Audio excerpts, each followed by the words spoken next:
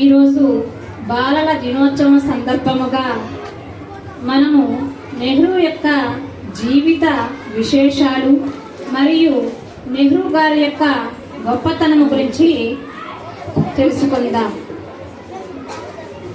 నెహ్రూ గారు 1889 సంవత్సరంలో నవంబర్ 14వ తేదీన ఉత్తరప్రదేశ్ రాష్ట్రంలోని అలహాబాద్లో మోతీలాల్ నెహ్రూ స్వరూపరాణులకు జన్మించినటువంటి ఏకైక సంతానం. ఇతను కాశ్మీర్ బ్రాహ్మణి కుటుంబంలో జన్మించాడు.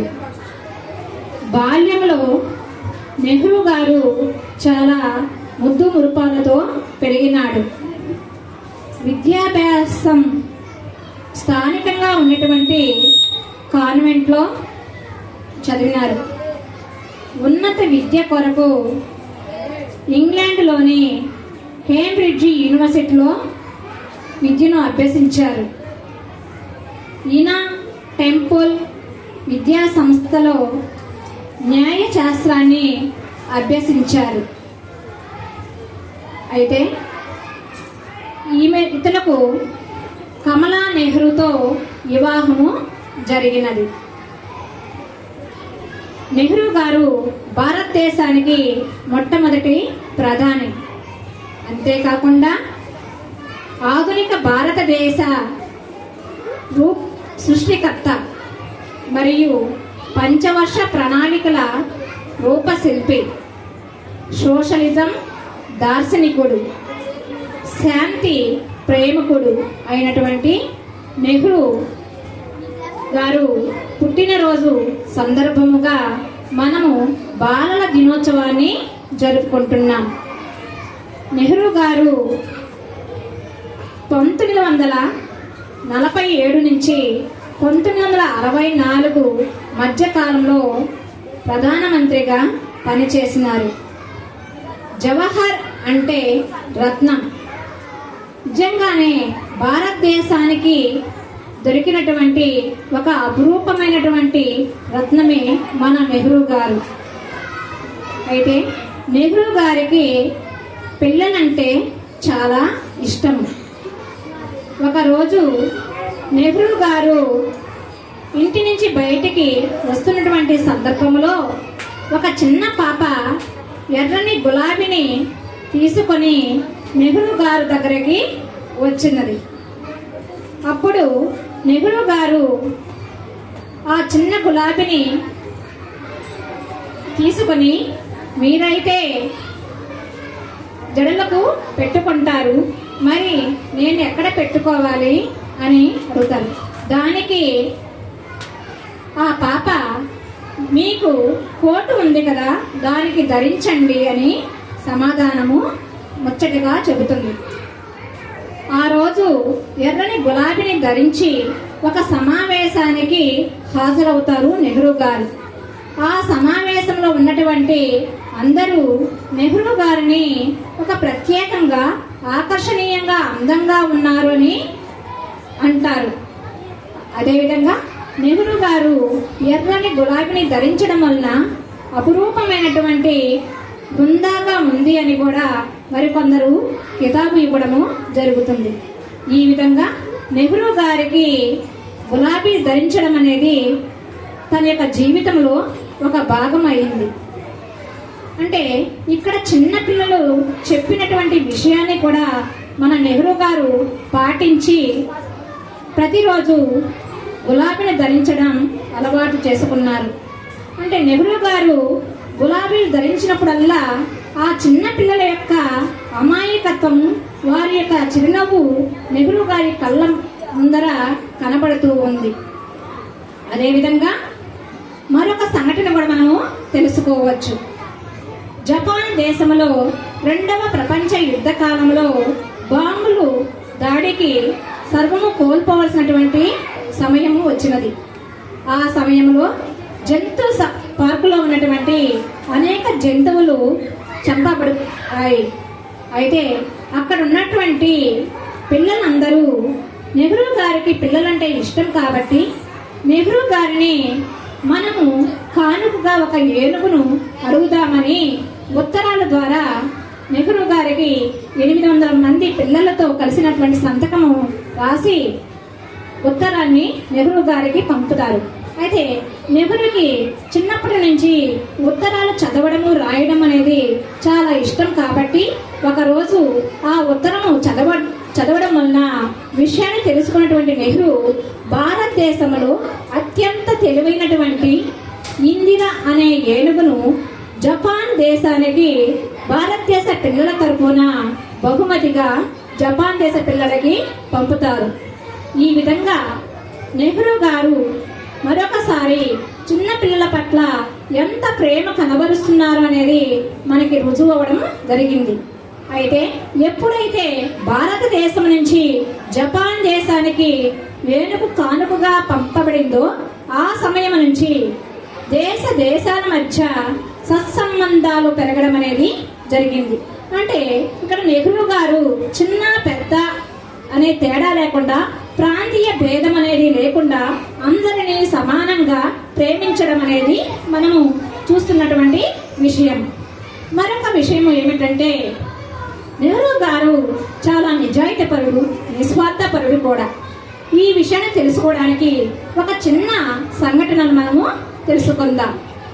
మొట్టమొదట అలహాబాద్లో మున్సిపల్ చైర్మన్గా ఎన్నుకోబడతాడు నెహ్రూ గారు. అయితే ఆ మున్సిపల్ చైర్మన్గా బాధ్యతలు నిర్వర్తించేటువంటి అధికారికి సర్వము హక్కులు అనేవి ఉంటాయి. ఒక రోజు అలహాబాద్లోని నీటి సరఫరా చేసేటువంటి అధికారులకు సకాలంలో అక్కడ ఉన్నటువంటి ధనవంతులు అధికారులు సకాలంలో డబ్బులు చెల్లించకపోవడంతో నీటి నిర్వహణ బాధ్యత చాలా కష్టంతో కూడుకున్నది. సరిగా జీతాలు కూడా ఇవ్వలేనటువంటి పరిస్థితి ఏర్పడింది. ఆ సమయంలో అక్కడ ఉన్నటువంటి అధికారులు ఎవరైతే సకాలంలో పన్నులు చెల్లించలేదో వారి అందరి పేర్లను ఒక లిస్టులో తీసుకొని నెహ్రూ గారికి ఇవ్వడము జరుగుతుంది. అప్పుడు నెహ్రూ గారు ఎవరైతే సకాలంలో డబ్బులు చెల్లించలేదో వారి ఇంటి నీటి కనెక్షన్ కూడా రద్దు చేయండి అని ఆదేశిస్తాడు. అప్పుడు అలహాబాద్ నగరం అంతా అల్లకల్లోలమైపోయింది. చివరికి ఒక అధికారి వచ్చి, అయ్యా, ఇక్కడ డబ్బులు కట్టవలసినటువంటి వారిలో పెద్ద పెద్ద ధనవంతులు అధికారులు కూడా ఉన్నారు. ఉదాహరణకి హైకోర్టు జస్టిస్ లాంటి, జనరల్ పోలీస్ లాంటి పెద్ద పెద్ద నాయకులు కూడా ఉన్నారని సమాధానం చెప్తారు. అప్పుడు నెహ్రూ సామాన్యుడికైనా, పేదవాడికైనా, పెద్దవారికైనా, అధికారులకైనా అందరికీ ఒకటే న్యాయం అని సమాధానము చెబుతాడు. మరొక వ్యక్తి వచ్చి, నెహ్రూ గారు, ఇక్కడ పన్ను చెల్లించవలసినటువంటి వారిలో మన ఇంటి కనెక్షన్ కూడా ఉంది అని అడుగుతారు. దానికి నెహ్రూ గారు, మా ఇంటి కనెక్షన్ కూడా రద్దు చేయండి అని సమాధానము చెప్తారు. నాకైనా, నీకైనా, బంధువులకైనా, స్నేహితులకైనా అందరికీ ఒకే న్యాయం ఉండాలని చాటి చెప్పి మరొకసారి తన నిజాయితీని నిరూపించుకుంటారు నెహ్రూ గారు. అయితే ఈ విషయం తెలిసినటువంటి మోతిలాల్ నెహ్రూ సాయంత్రము నెహ్రూ గారి ఇంటికి చేరుకునే సమయానికి ఆవేశంతో నెహ్రూ గారిని అడుగుతాడు, మన ఇంటి కనెక్షన్ కూడా నువ్వు రద్దు చేస్తావా? అది నా పేరుతో ఉన్నదని నీకు తెలియదా అని అంటాడు. దానికి నెహ్రూ గారు ఏం చెప్తాడంటే, మనము ఇతరులకు నీతులు చెప్పేటువంటి సమయంలో మనమే సరిగా నడుచుకోకపోతే మనం ఎలా వాళ్ళకి తీర్పు చెప్తాము అని అంటాడు. అప్పుడు మోతిలాల్ నెహ్రూ గారు తన కుమారుని యొక్క న్యాయ దృష్టిని తెలుసుకొని చాలా సంతోషిస్తాడు. అయితే ఇప్పటి రోజుల్లో రాజకీయాల్లో ప్రవేశించేటువంటి వారు ప్రజా శ్రేయస్సుకు కాకుండా ధన సంపాదన కోసం రాజకీయాల్లోకి వస్తున్నట్లు భావిస్తున్నారు. అంతేకాకుండా చిన్న చిన్న నాయకులు కూడా అడ్డగోలుగా డబ్బులు నొక్కేస్తూ ఉన్నారు. అయితే మరొక సంఘటన కూడా మనము నెహ్రూ గారి జీవితంలో మనము చూడవచ్చు. మోతిలాల్ నెహ్రూ గొప్ప ధనవంతుడు.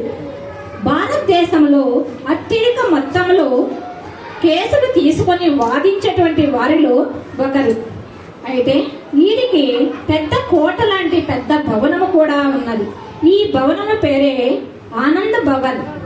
తండ్రి కొడుకులు ఎప్పుడైతే జాతీయ ఉద్యమాల్లోకి ప్రవేశిస్తారో అప్పుడు వీళ్ళ దగ్గర ఉన్నటువంటి సొమ్మును అంతా ప్రజా శ్రేయస్సుకు ఉపయోగించడం జరుగుతుంది.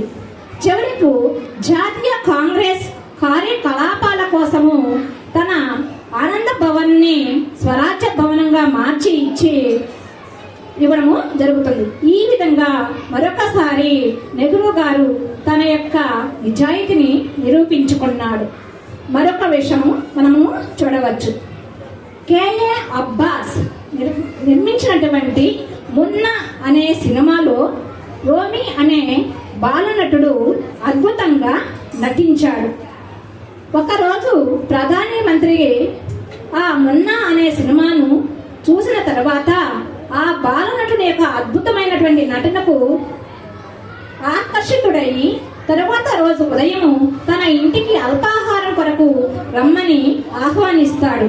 అయితే ఆ బాలనటునితో పాటు అక్కడ పనిచేస్తున్నటువంటి నటీ నటులు మరియు టెక్నీషియన్, సిబ్బంది, డైరెక్టరు అందరూ నెహ్రూ గారి ఇంటికి రావడము జరుగుతుంది. ఈ విధంగా నెహ్రూ గారింటికి వచ్చినటువంటి అందరినీ చూసి ఆశ్చర్యానికి గురవుతాడు నెహ్రూ గారు. అయితే నెహ్రూ గారు తన కుమార్తె అయినటువంటి ఇందిరాగాంధీతో ఇలా అంటాడు, అనుకోకుండా ఇంతమంది అతిథులు ఇంటికి వచ్చారు, ఇంటిలో అల్పాహారానికి ఏమైనా సరుకులు ఉన్నాయా అని అడుగుతాడు. అది గమనించినటువంటి అబ్బాస్ గారు ఇందిరాగాంధీని ఇలా అడుగుతాడు, నాన్నగారు ఇంటిలో సరుకులు ఉన్నాయా అని అడిగారు కదా, నిజంగా నాన్నగారు సరదా పట్టించడానికి అడిగాడా లేదా నిజమేనా అని అడిగింది. దానికి ఇందిరాగాంధీ నిజమే అని చిరునవ్వు నవ్వింది. దీనికి అంటే ఇక్కడ మనం నిజాయితీ ఏ విధంగా ఉండొచ్చు. మొదట మనం సంపన్నవంతులైనటువంటి కుటుంబం అని చెప్పుకున్నాము, చివరికి అన్నం కూడా అంటే గడవడం కష్టంగా ఉందని కూడా తెలుసుకుంటున్నాం. నిజాయితీగా ఈ విధంగా తన జీవితాన్ని గడపవలసి వచ్చింది నెహ్రూ గారు. అంతేకాకుండా నెహ్రూ గారు సమయానికి కూడా అత్యంత విలువను ఇచ్చేవాడు. ఒకరోజు అతను తన కార్యాలయమైనటువంటి 8వ అంతస్తులకు లిఫ్టులో ప్రయాణం చేస్తున్నప్పుడు లిఫ్ట్ మధ్యలో ఆగిపోవడం జరుగుతుంది. అక్కడ ఉన్న వారంతా నెహ్రూ గారు లిఫ్టులో ఆగిపోయాడని ఆందోళనకు గురి అవుతారు. 20 నిమిషాల పైన అంటే లిఫ్ట్ను రిపేర్ చేయడానికి 20 నిమిషాల పైన టైం పట్టింది. ఆ తర్వాత పైకి వచ్చి తన కార్యాలయానికి లిఫ్ట్ నుంచి కార్యాలయానికి బయలుదేరేటప్పుడు ప్రశాంతంగా బయటికి వస్తాడు. ఇక్కడ ఉన్నటువంటి బయటకు వచ్చిన తర్వాత లిఫ్ట్ బాయ్ చేతిలో ఒక చిన్న కాగితాన్ని ఉంచడము జరుగుతుంది. అయితే ఆ చిన్న కాగితంలో ఏముంది అని అక్కడ ఉన్నటువంటి వాళ్ళందరూ చర్చించుకోవడం జరుగుతుంది. అయితే ఆ కాగితాన్ని తెరిచి చూసినట్లయితే లిఫ్ట్లో ప్రయాణం చేసేటప్పుడు ఎటువంటి సందర్భంలో అయినా ఆటంకం ఏర్పడుతుంది కనుక అలాంటప్పుడు లిఫ్ట్లో కొన్ని మంచి పుస్తకాలు పెట్టినట్లయితే లిఫ్ట్లో ఉన్న వాళ్ళకు సమయం వృధా కాకుండా ఉంటుందని రాసి ఉన్నదంట. ఈ విధంగా నెహ్రూ గారు సమయానికి ఎంత విలువిస్తున్నాడో మరొకసారి రుజువు అవ్వడం జరుగుతుంది. అయితే 1916 నుంచి 1947 మధ్యకాలంలో సుమారు 10 సంవత్సరాలు నెహ్రూ గారు జైలులో గడపవలసినటువంటి సమయం వచ్చింది. జైల్లో ఉన్నప్పుడు కూడా నెహ్రూ గారు సమయాన్ని వృధా చేసేవాడు కాదు. అక్కడ పుస్తకాలు చదవడము, ఉత్తరాలు రాయడము అనేది జరిగేది. 1929వ సంవత్సరంలో నెహ్రూ గారు కారాగారంలో ఉన్నప్పుడు తన కుమార్తెకు ఉత్తరాలు రాయడము అనేది జరుగుతుంది. ఈ ఉత్తరాలు అనేకము కలిపి glimpses of the world history అనే పేరుతో ప్రచురితము చేయబడినది. ఈ విధంగా ఈ పుస్తకము ఎంత ప్రాచుర్యం చెందిందో మనకు తెలిసింది. అదేవిధంగా 1934 సంవత్సరంలో ఆత్మకథలు అనే పుస్తకాన్ని రాశారు. ఈ పుస్తకంలో నెహ్రూ గారు తన గురించి ఎక్కువగా రాయకుండా సమాజం గురించి ఎక్కువగా విశ్లేషణాత్మకంగా వివరించారు. మరియు 1946 సంవత్సరంలో భారత దర్శనం అనే మరొక పుస్తకాన్ని నెహ్రూ గారు రాశారు. ఈ భారత దర్శనంలో భారతదేశం యొక్క చరిత్ర, భారతదేశం యొక్క గొప్పతనం గురించి మనకి ఇక్కడ తెలుస్తుంది. అయితే ఇంతటి సమయాన్ని ఏ విధంగా వృధా చేయకూడదు అనే విషయాన్ని నెహ్రూ గారి ఉత్తరాల ద్వారా మనకి తెలిసే వచ్చింది. అయితే 1955 సంవత్సరంలో నెహ్రూ గారికి భారతదేశంలో ఉన్నటువంటి అత్యున్నతమైనటువంటి పురస్కారమైన భారత రత్న అవార్డును మన ప్రభుత్వం ఇచ్చి సత్కరించింది. 1964లో నెహ్రూ గారు మే 27వ తేదీన గుండెపోటుతో తుది శ్వాస విడవలసి వచ్చింది.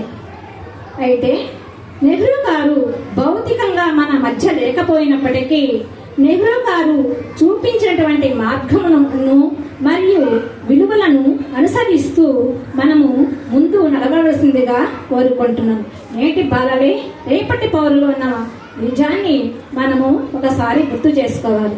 నెహ్రూ గారు ఎంత గొప్ప పేరు తెచ్చుకున్నారో మీరు కూడా నెహ్రూ గారి యొక్క విలువలను పాటించినట్లయితే మీరు కూడా భవిష్యత్తులో మంచి గుర్తింపు పొందుతారని ఆశిస్తున్నాను. జై హింద్.